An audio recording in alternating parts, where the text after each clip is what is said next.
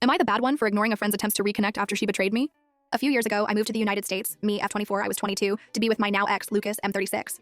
I became friends with Lucas's friends, especially his roommate's girlfriend, Laura, F30.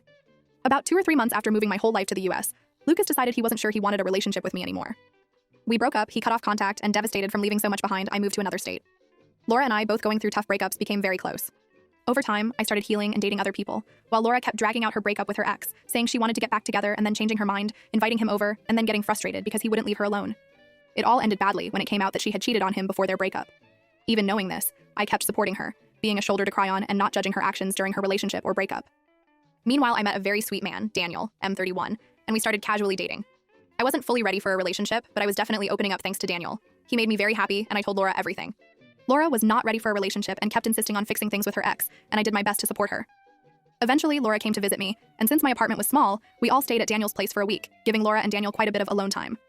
During that visit, I talked at length with Laura about how I hoped to make my relationship with Daniel official, and how much he meant to me, and she seemed supportive. But after she left, Daniel told me she had given him her number and they had been texting. A month later, Daniel was no longer interested in me and was messaging and calling Laura all day. It hurt, but wanting my friend to be happy, I stepped back and eventually returned to my country. I no longer had anything tying me to the US.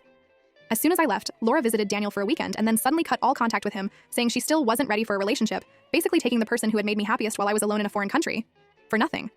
Not wanting to lose a friend, I had been messaging her all this time, asking how she was and trying to stay friends, but she ignored all my messages. Then I found out she was probably involved with my ex, Lucas, and that was the last straw. I stopped trying to keep in touch with Laura and moved on with my life in my country. Recently, Laura has reached out a couple of times to see how I'm doing and try to reconnect. I really don't want her in my life, but am I the bad one for ignoring her attempts to reconnect?